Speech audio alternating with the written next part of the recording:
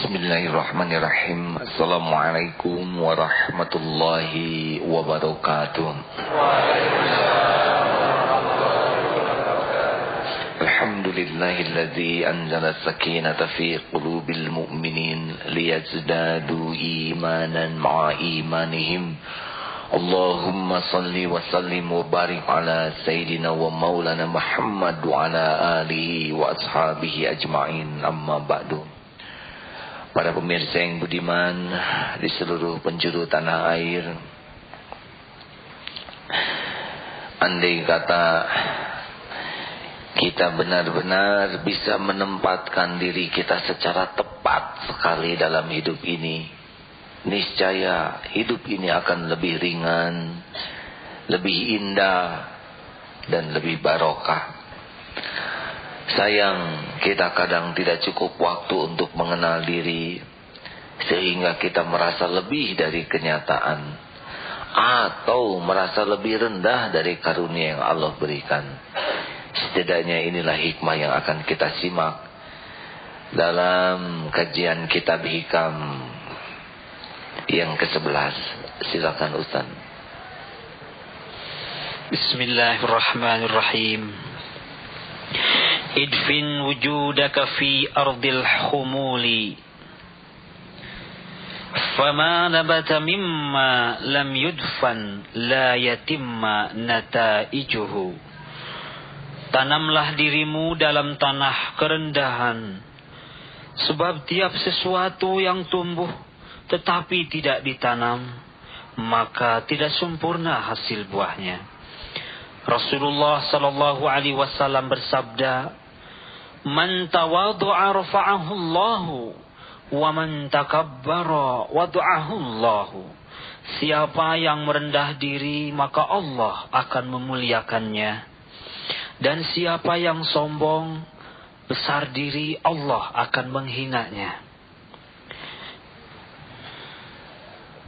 Saudaraku, akar yang menghujam ke dalam tanah membuat pohon kian kokoh.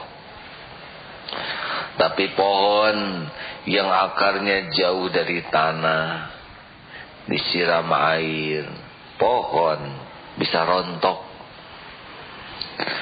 Makin kokoh menghujam, dihempas badai, diterjang topan, ditiup angin, tidak goyah.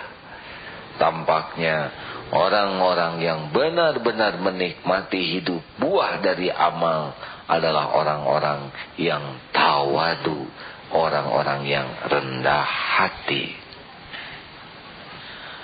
Saudara-saudaraku, banyak beramal tidak berarti langsung selamat.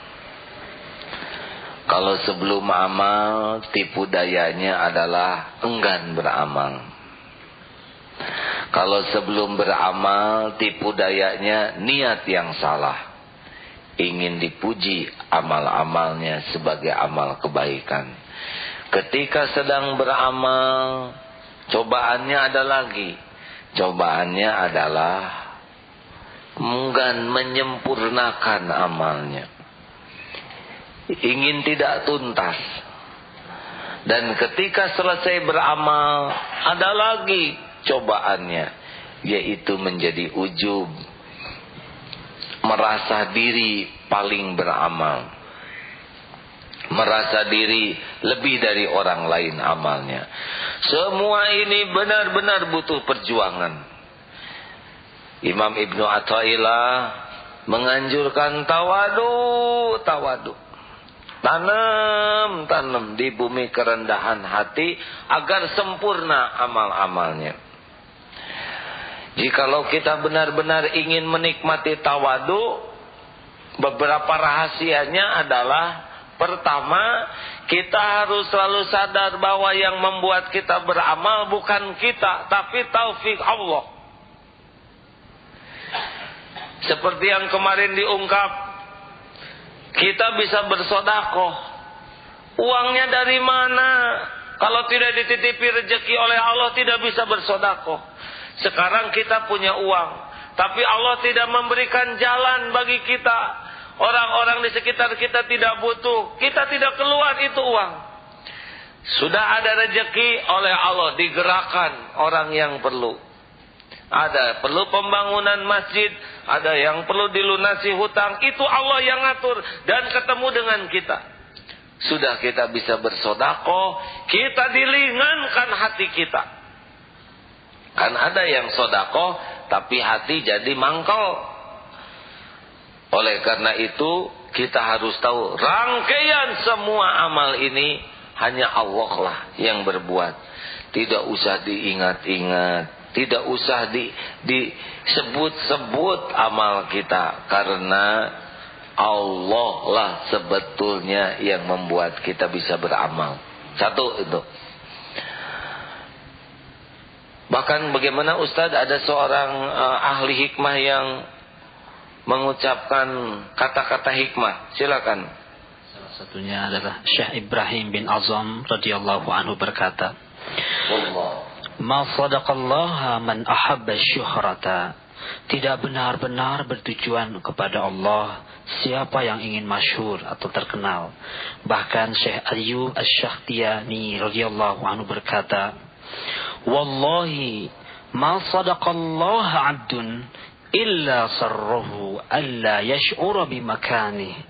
Demi Allah, tiada seorang hamba yang sungguh-sungguh ikhlas pada Allah melainkan ia merasa senang, gembira jika ia tidak mengetahui kedudukan dirinya. Andai kata kita sudah merasa beramal, itu ciri-ciri memang kita kurang ikhlas. Apalagi kita merasa ikhlas. Orang yang merasa ikhlas, dia ingin diketahui oleh orang lain keikhlasannya, berarti belum ikhlas. Karena dia masih membutuhkan orang lain tahu bahwa dirinya ikhlas. Dan dia senang ketika dia diketahui ikhlas, berarti dia belum ikhlas.